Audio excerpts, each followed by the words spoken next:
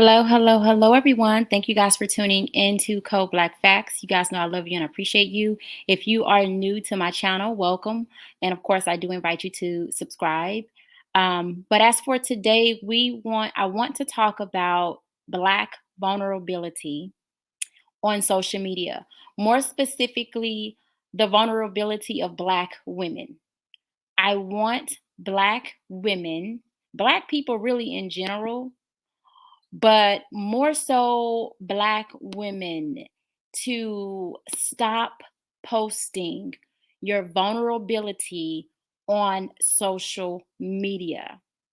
And I'm going to tell you why, and I'm going to explain how, I get that we run the social media as women because, to be quite honest, you guys, it's nurturing. It's part of womanhood to want to help and nurture others and to want to teach and to want to, give lessons. And I get all of that. I truly do. However, when we post those things, the lessons that we learned, the bad decisions that many of us have made, the secrets, just being vulnerable. When we post those things to social media, because we are Black women and we are the most scrutinized woman on the planet. We are the most scrutinized group of women on the planet. There is no other group of women who is as scrutinized as the Black woman.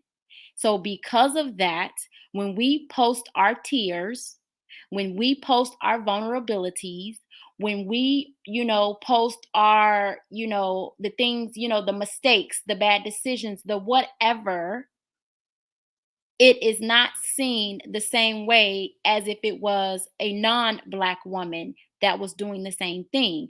And it's not seen the same way, not just by non-Black people in general, but also by Black men. It's just not. So I want to talk about that. And I also want to talk about, I want to kind of hit on Black men doing the same thing because, again, we've literally seen memes of Black men crying, right? Being vulnerable, sharing something that has happened to them in their life where people have taken memes, and I say people, mainly the Black community, Black men and Black women, taking these moments, running off with them, laughing, giggling, making fun of. This is why I say we should not do that. And I also will provide resources and other things that we can do if you truly want help. So I'm going to go through all of that. I'm going to break it all down. But before I do so, let me jump into my intro and then I'll come back with my commentary. For tonight, I'm rooting for everybody Black. I am betting on Black tonight. lovely. You look great. Welcome to CodeBlaqueFacts, where we talk about all things Black, to include news and viral videos, mental health, self-love, self-care, self-development, Black women issues, crime stories, and Black history. If you are interested in any of these topics, please subscribe to my channel, like, share, and don't forget to comment below. Thank you. Say it's a Black thing, runs deep in the roots. Blacker the berry, baby, the sweeter the juice. To be on the internet because I don't know how to not see it. I don't know how to not see it. Like, stop coming for Black women's features. Why? No one's doing it to anyone else. Just like for years, it was a big problem when Black women having big lips. And now that's literally on everyone's face. Everybody got fucking humongous lips these days from the doctor. If the right person made a large, a wide nose or a nose with nostrils, the trendy thing, they would find a way to add some more fucking, to make a big nose fucking trendy at the doctor. You know what I'm saying? Like, it's just annoying. I cannot. And people are just evil. And I'm done. I'm really done with the internet. Cause I cannot. I cannot do that. Like, you don't even realize how brainwashed you are. Why don't you think a woman with a large nose is attractive? Why? Think about it. Because they stole you from that. They stole you from a whole bunch of people that looked like that. They fucking raped, killed you, stole you from a land where there was no diversity. You know what I'm saying? Within our community. You know what I mean? And they put us in a fucking land, degraded us for years, beat on us, all kinds of shit for years, telling us that we weren't beautiful enough. And now we fucking do it to each other. That shit's not cool. It's not cool. Like, we are, without even realizing it and without it literally being our fault for real. All right, so that was Ari Lennox. For those of you guys who do not know, she's a singer, and that video was actually a few years ago. And the reason why she made that video is because she posted a picture, and or she posted something, I forget. And under the picture, that was, a guy who told her that she looked like a pit bull, and also talked about Tiana Taylor and kind of drug Tiana Taylor into the conversation, basically comparing her, Black African features, her nose in particular, to that of looking like an animal, a dog. And so I wanted to show that video because I think that speaks to, the vulnerability of what I'm talking about. Like, when we go to social media as women or as people, I mean, look at the Black man on the screen. This picture went viral not because of white people, but because of Black people. Because it's funny to laugh at this man's pain. It's funny to laugh at the tears and the crying. It's funny to laugh at the vulnerability. It's funny that, when things like this are aired, it's just, it's funny. Not all, but many. And, more particularly as it relates to Black women, I've seen a lot of videos lately, as of really recently yesterday, of women who run the social media. They air out everything, all of their dirty laundry, everything about them. I think the most Jada Pickett is pretty much mostly known for putting everything out there, in the guise of being vulnerable, in the guise of, I guess, helping people. I don't know, but it's just like, Black women, please stop putting your vulnerabilities on social media. Stop. Because what happens is that, when you are filthy rich like your Jada Pickett's, and, you have a little bit of money like your Ari Lennox and, some of the others, right? When you have money, you can basically, these people don't have to show up to a 9 to 5 every day, right? When they get drug online, they can take off. Look at Will Smith. You can go behind closed doors, be to yourself, get your thoughts together, and come back months later, a year later. Most of us, we can't do that. We still got to get drug all over the internet, get up and go to work, still take care of the children, still take care of the family, still do whatever, womanhood calls of us to do based off of our individual circumstances and our family dynamics. We still have to show up. We don't have the privilege of being able to close out social media, lock ourselves up, go out. I've seen people fly to a whole different country to seek solace. Okay, most of us, 99.99% of us, we can't do that. So I want to go over, like, why we do it. Because I get it. I get why many of us, we go to social media and we post our vulnerabilities. We post different things that has happened to us in our life. We post, we're completely honest, And, I get that. I want to go over why we do those things because I do get it.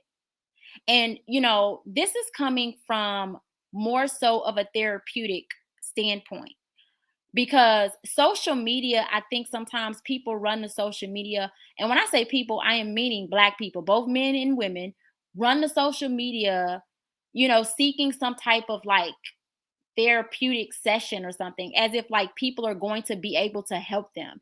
And I know that like if it's something that relates to money, like if you just want money and you're just trying to get people to feel sorry for you and you want money, okay, yeah, maybe social media may good for that because a lot of people do come up off of that.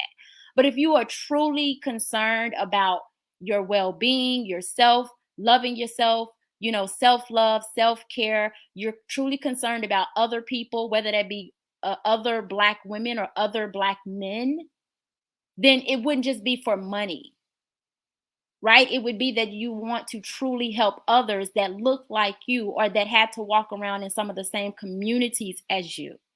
It could be that maybe you have young daughters that will grow up that will also have to walk the streets of some of these same communities and these same social environments, and you want to make those places a better place. You want to make it a safer place. Like I get that. And that's why I also say that part of that is womanhood. Like womanhood is also being nurturing, caring, loving, being soft.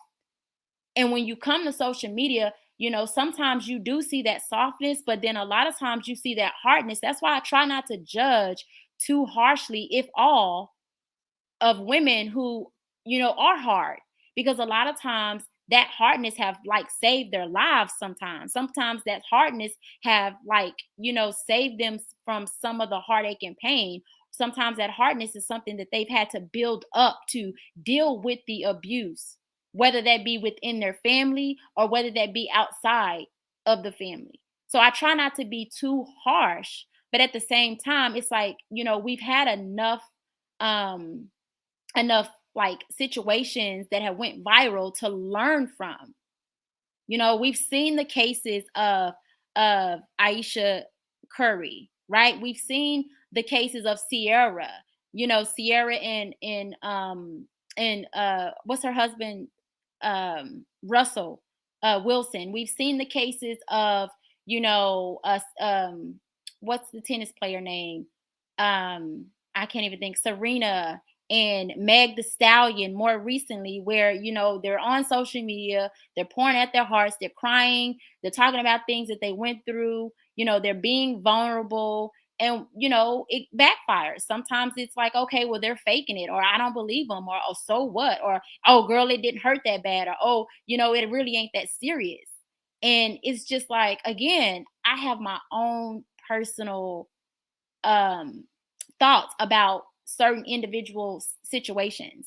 Like, I have my own personal thoughts. So this is not to say that, women should not be held accountable for, if, we're just doing it for money, or we're just, whatever. Like, no, this is to speak to those who are on, so they're put their vulnerability on social media, and then they're expecting for people to like care, right?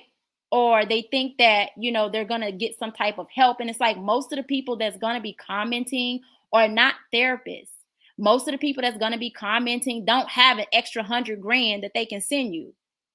Most people that's commenting don't have the housing that you may need or whatever resources that you may need. I said most, not all. Most, not all. But I cannot count the times that I've seen so many people, men and women, but since I'm a Black woman, I have to speak to Black women issues because that's the issues that I know all too well. I can't, and this is another thing too. Like, I don't want people coming here thinking that, oh, well, why don't you ever speak about Black men?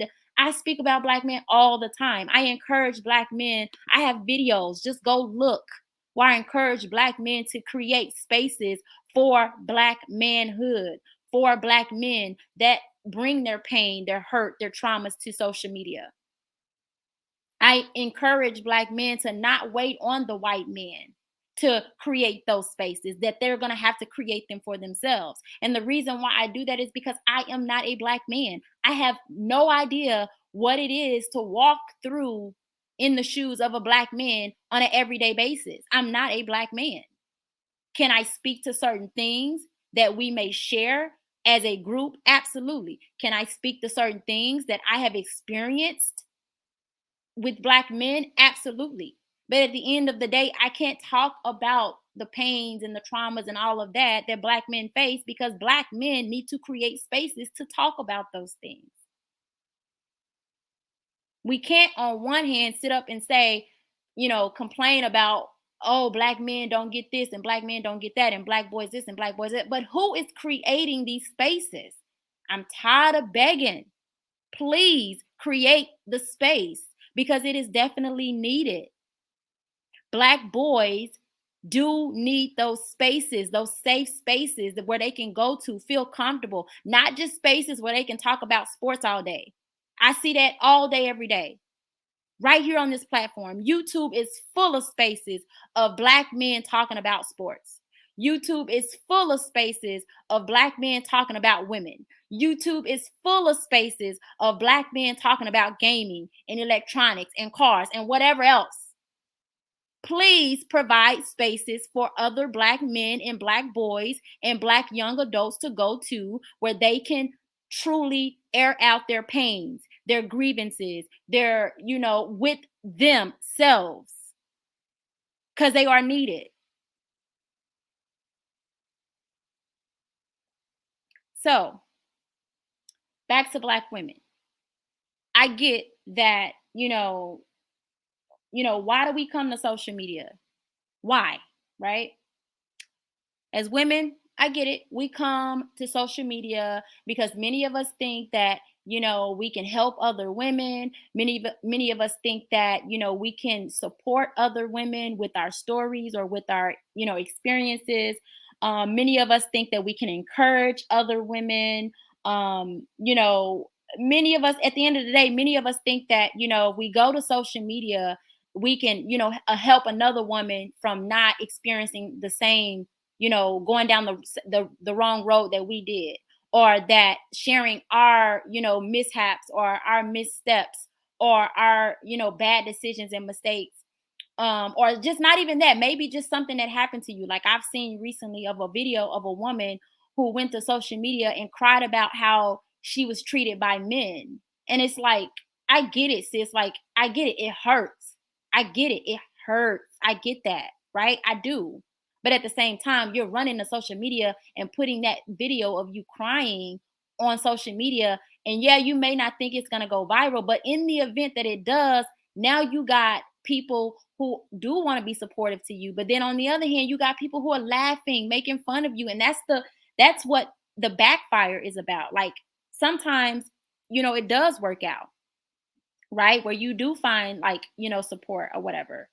But then there are many times where you don't. And then that video is left online forever, where people can use certain, snippets, as you guys can see as the one that I'm putting on the screen, certain snippets where they take those snippets and they use them forever as memes to, to laugh at, make fun of, to gaslight, to embarrass. Many times, the funniest memes or the funniest what is those things, gifs, are of, of a Black person that's crying or that's in pain or that's hurting. It's just not cool. And this is why I'm against running the social media and using social media as your therapist. Like most of the people cannot give you the best advice. They're only giving you advice based off of, what they think works for them. Most people are not licensed, professionals in therapists, counselors, whatever. And I do also believe in coaching. Like I do believe, which I'm gonna get to a little bit later, because I'm gonna talk about the things that we can do. But like I said, I get, many of us run the social media. We want to help others. We want to share. We want to, prevent, other women or young women from going through some of the same things. But unfortunately, many times, because we are Black women and we many times are not looked at as human among our own people sometimes, people take it, they run off with it, they make fun of it, they clown it, they gaslight you, they tell you it ain't true. Like, stop. Just stop. If you want to share something, share with those who you love, who love you. You know, people in your family. If you don't have anyone in your family, seek a coach, seek a therapist. You know, seek out local places in your area where you can go locally and meet people face to face, because I'm gonna tell you, a lot of times too, as women, you know, we get in some of these groups. Now that's another thing too, like I noticed, like you do have certain groups on social media, like private groups where you can share stuff, and I'm actually cool with that and I agree about that. But I think that it's only so much that you should share in those groups, because at the end of the day, it's still social media. And I think that even if you are sharing in those private groups, it should be something where you have to pay for. Because if it's something that's free, anybody can get in and anybody can take the information and, you know, snapshot it and run off with it and use it against you. And a lot of times when you're meeting people on social media, you genuinely think that you've met a friend, you've gained a friend, but there are many times, I can't tell you the times I've seen content creators get, you know, outed or exposed, or, you know, have some various, have like conversations that they talked about privately in confidentiality to someone, and then they take that information, and when they get mad or when they're no longer friends or they've gotten into it, and they run off and they post it. Like, to me, that is disgusting. That is disgusting, because I mean, I just don't agree with it. I don't care like how mad, you know, like I get it. You know, when somebody do you wrong, you feel like you got to meet them with the same energy. Like, I get that as well, but at the same time, I think that, you know, when I see other people do people like that, you know, I'm cool with them, we cool, you know, whatever, but I don't share nothing with people like that. I don't trust those people as far as I can throw them. And I think that's a flag. That's flag number one. If you meet a person and they are befriending you, but they have in their past where they have, like, you know, been messy or something, or shared information that they shouldn't have shared about a so-called close friend or whatever like that, like, you can't trust them people, because if they're doing it to them, they'll do it to you. And it's one thing to say, okay, well, my friend doesn't mind that I'm sharing this information because she knows that it'll help you. That's one thing. But if it's like, girl, don't say nothing. Girl, so and so told me X, Y, and Z, but don't say nothing. That means that that person don't want anybody to know, but yet and still they're still sharing it. Now, if you want to share information where you think it'll help somebody, but you're leaving out names and stuff like that, like things that are descriptive as to, like, you know, so that people won't know who you're talking about, I don't see a problem with that. But what I see a lot of is that, you know, you have a lot of people thinking they're confiding in people. They're thinking that people are their friends. They're sharing, you know, information with these people. They're being vulnerable with these people that they've met online, whether it be in a woman's group or any group, private group, whatever, thinking that, you know, they're gonna keep, you know, they're gonna keep the things that they share with them confidential, only to find out that this person, you know, May was just getting information, you know, just in the event that if y'all do get into it, because that's how they live.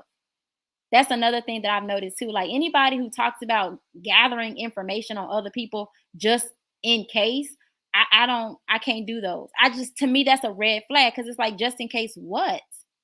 Because I mean, we might fall out. We are all human. You know, everything is not going to be peach and cream.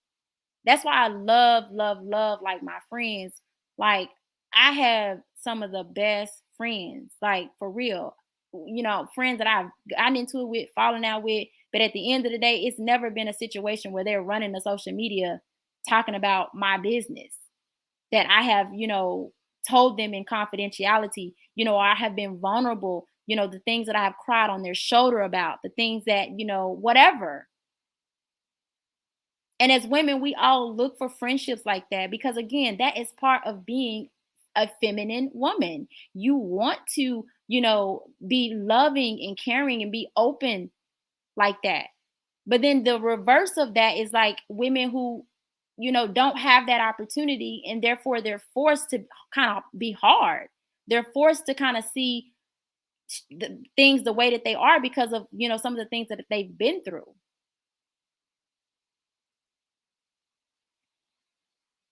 A lot of times when we are vulnerable, actually, let me share another video.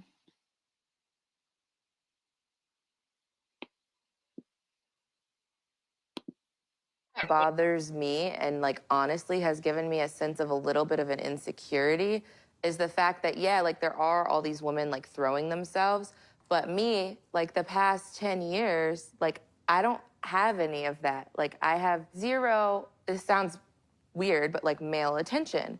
And so then like I begin to internalize it and I'm like, is something wrong with me? You're not looking. What, You're not like, looking. You're not even looking. But I'm gonna tell you something else too. When your radar's turned off, because I dealt with that for years too, like, and I was young, like you. Yeah, like, that's oh my not God, fair. I mean. Because I don't want it, but Yeah. it'd be nice to know that like someone's looking.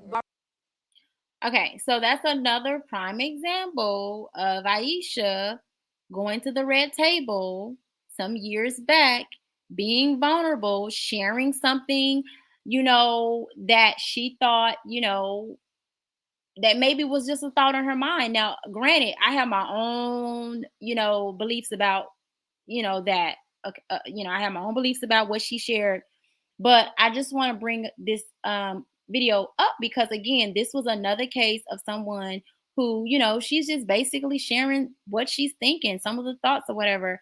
And baby, they took this and tore this woman up, tore her up, all up. And I've seen so many videos. And this is why I say just stop. Black women, stop. What you can do, because of what happens is you think that you're being vulnerable. You think that you are, being expressive and honest, and that, what you say or how you feel may help others. You think that, right? Only to find out that you've only created, and not all people, but there are many people where you created spaces for many people to trash you, to disrespect you, to make fun of you, to take your story or take, whatever it is that you said and twist it a billion different ways. So just stop, because your vulnerability many times is weaponized against you. It's used against you. And this is not to say that, you don't speak on anything or you're not vulnerable about anything. You can be vulnerable about, whatever you want. But I would say, leave certain details out or don't tell too much, because again, you're talking about social media. Just anything you put on social media is there forever. And many of us, we think that when we put something on social media that it won't go viral, and then it ends up going viral. Your social media footprint or handprint, it follows you for a long time. So the last thing that I want to do is I want to talk about some of the things that we can do as women, being vulnerable. Like I said, I do support finding, like if you're online and you want to connect to other women online, you can find other support groups that are private. I would suggest the ones that you have to pay something for, because most people, if they just want to be messy and they just want to just kind of get in and not really do the work on themselves, the inner work, they're not going to want to pay. Only people who are serious about their inner workings and who are serious about, self-love and self-care will pay. Now, again, there are different groups. Some of them cost, $25, or I don't know. They're all different prices, but find the one that fits you. If you want to talk, if and again, I think that there is a space for everybody, right? If you are a woman who has reared children, and you want to talk about the complications of that, or you're a woman who has, your stay-at-home mom, and you want to talk about those things and things that are in relation to that. Some of the things may be appealing to people, some may not. But if you want to be vulnerable about that, it's a space for that too. If you want to talk about breastfeeding, you want to talk about, you know, uh, assault, violence. You want to talk about, past criminal, whatever. There's a space for everything. There's a space for everything where you can be vulnerable about those things. Okay, just you really have to do the research and find the right space for you. I personally would suggest that if you want that, do that locally. Find a local group that you can go to, that you can visit, people that you can meet in the physical. And a lot of times when you do find those groups, they do have other resources where you can find counselors in your area, therapists in your area. You can, find other like-minded women that can relate to whatever it is that you've been through. Okay, but if you are online and you're looking to connect with people online, like I said, find groups where you can connect, but that are private, or that maybe you have to pay a fee, okay, to be in that group. That's what I would say. Like I already mentioned, to me personally, I think uh, therapy and coaching is, to me, the best, because, the therapist is going to deal with, you as the individual, and anything that comes out of that, the things that have happened to you. They're going to be trained to, to help you, um, get to know yourself better and love on yourself more. A good therapist, coaching, people, like, let's say you don't have the money for a therapist and you want to kind of use a life coach or something like that. I also support that as well, because everything doesn't every issue isn't necessarily an issue of therapy, right?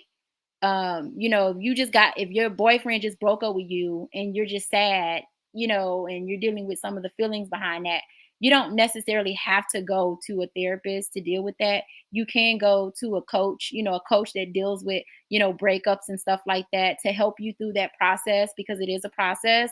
But of course, once you get into like mind altering things or behavioral altering things, then yes, you want to see a a therapist, because they are trained, licensed, trained professionals that can help you. Um, so, you just have to figure it out. But I do support that as well. And then let's say you don't have the money, the resources, and this is like the very, very least that you can do.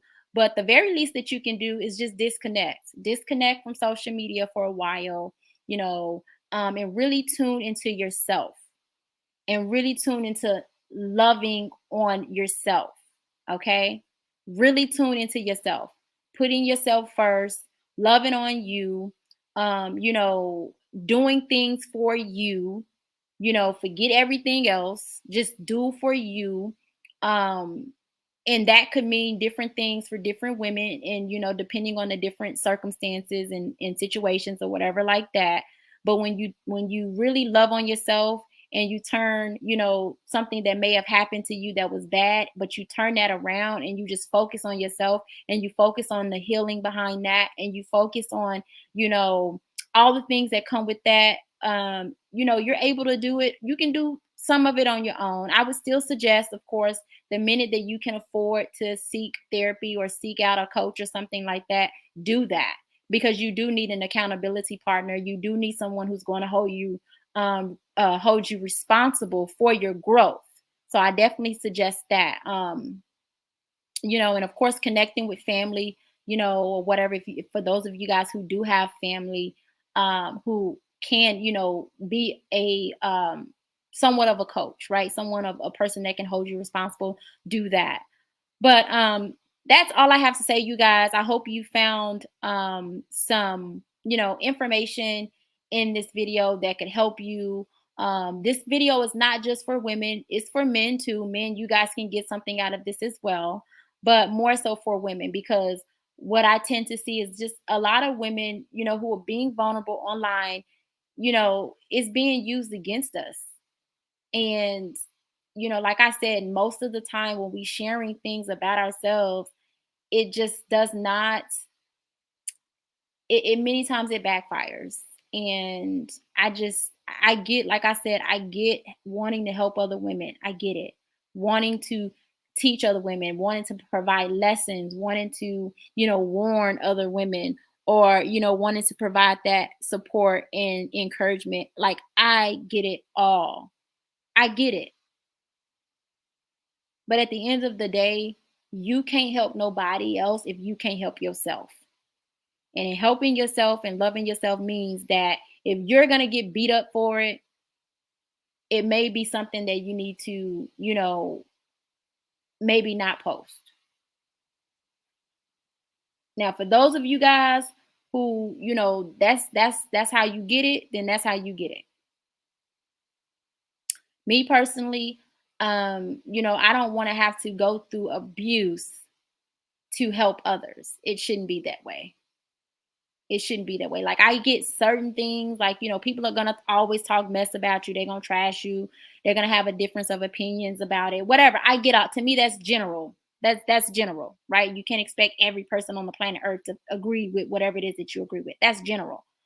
But to be drugged and dragged and talked about, and people dragging in your family members and your kids and your friends and like, that is for the birds. People posting, like, what was it, that one chick where she wanted a dude that made six figures because she did, and she was told that she was average, or she wasn't even average, or something like that. Like, that video is in the world forever. Like, that video is never going to go away. And that right there, that taught me one thing. Like, people don't care. People don't care about, like, you being vulnerable. People don't care, about you, seeking help or guidance or whatever. Like, people don't care. You will still get drugged. You will still get drugged. And then people will make money off of it. So save it. Save it for your therapist. Save it for your coach. Again, social media is not your therapist. Seek a real one. That's all I have to say. Bye.